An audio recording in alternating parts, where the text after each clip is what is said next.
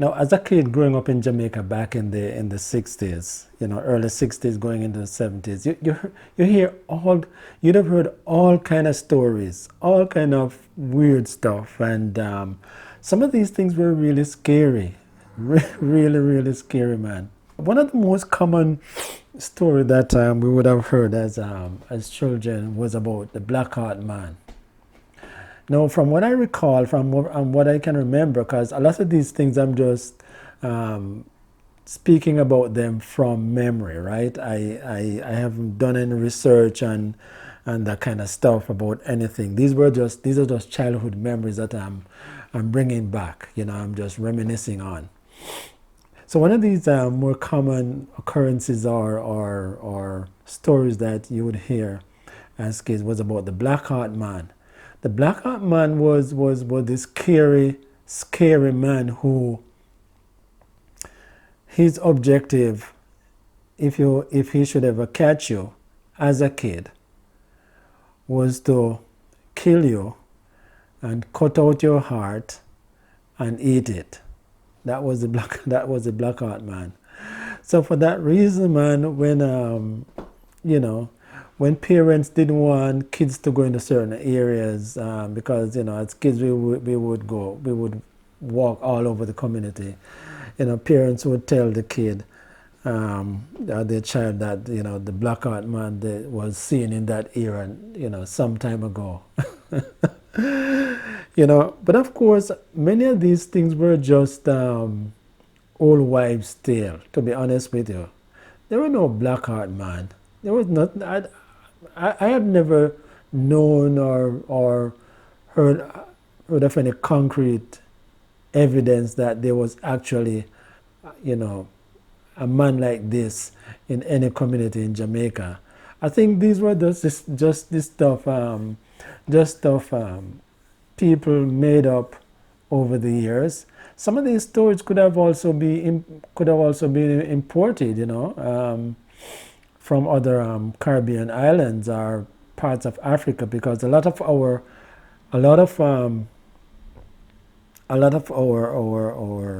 heritage and our what's the word I'm trying to,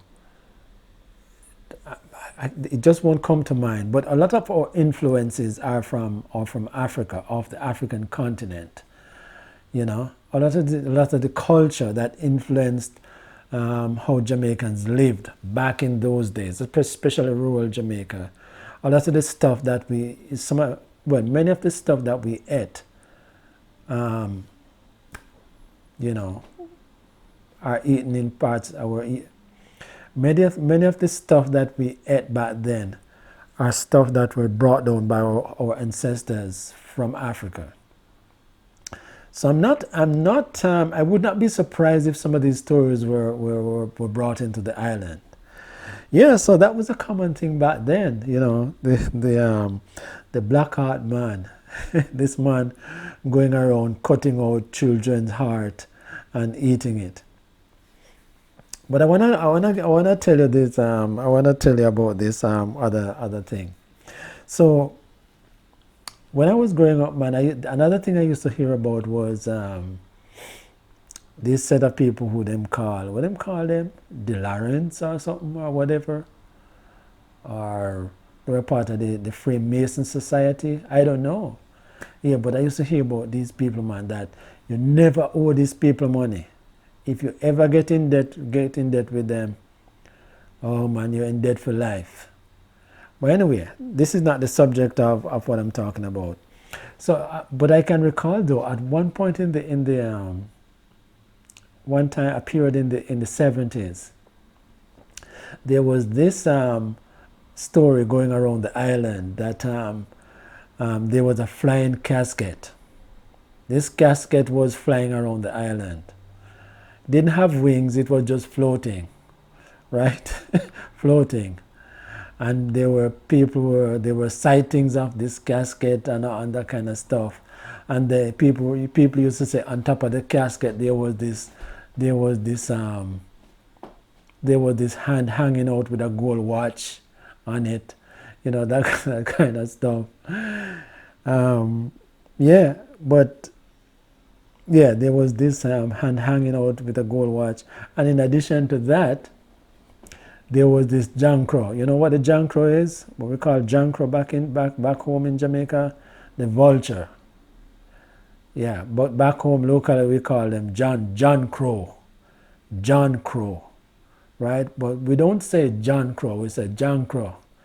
The boy they want John Crow, you know. Yeah, so on top of this flying casket, man, there was this John Crow sitting on top of the casket. Yeah, and it's and this story permeated and spread through the whole country.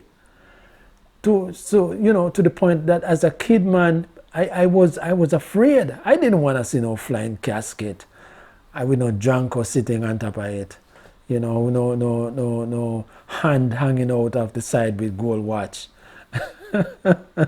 So people would say that people, the old people used to say some Delarance something that, Yeah, a Delarance. Yeah, so, the thing about society though, people prey on other people's vulnerabilities, if you know what I mean. People find people's weak point and exploit them. And this is exactly what a group of thieves did. So I'm from Manchester, which is the capital of Manchester back home is Mandeville, right? So this group of guys, not sure where they're from, but they're thieves, of course. They went into the market one day. Market was busy, man. These guys went into the market and said, "Hey, we don't hear what you guys don't hear what happened. The casket is outside. The casket just landed over there." And then, being the curious people and curious and also superstitious people that Jamaicans are, all the higglers, the sellers in the market, a whole of them got up and left their wares and their produce and whatever they were selling, run outside to see this casket that came down in the park, right? And these thieves, they had a field day. They had a field day in the market, stealing people's stuff. They could go through and pick, choose, and refuse. And of course, when all these higglers and sellers from the market went outside, all these merchants went outside to see this casket with this jankro sitting on top of it, this vulture sitting on top of it, with this hand and gold watch hanging out. Nothing like that. There was nothing like that. These guys realized that people were vulnerable. They were suckers, and of course, all these higglers and merchants and sellers ran out of the market to go see this casket, and they were able to steal as much as they could. When they came back into the market, I mean, the sellers, the higglers and stuff, when they came back into the market, man, oh my goodness, it was misery.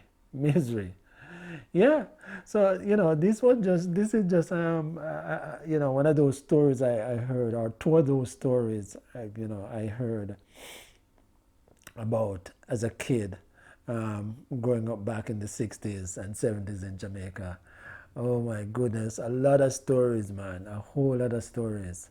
And I thought, I really have to share this with you. I really had to share this one with you. Yeah, so the Black Art Man, and then this one about this casket flying around the island. Oh my goodness.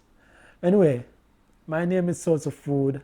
This is Memory Lane. If you're happening on this channel for the first time, where I talk about childhood memories, the good old days, the good times, the bad times, the challenging times, the joyful times, tune in. Hit the subscribe button so you don't miss a beat. And of course, if you like this video, hit the subscribe button. Hit the thumbs up, right? So until we talk again, take care of yourself and stay safe, all right?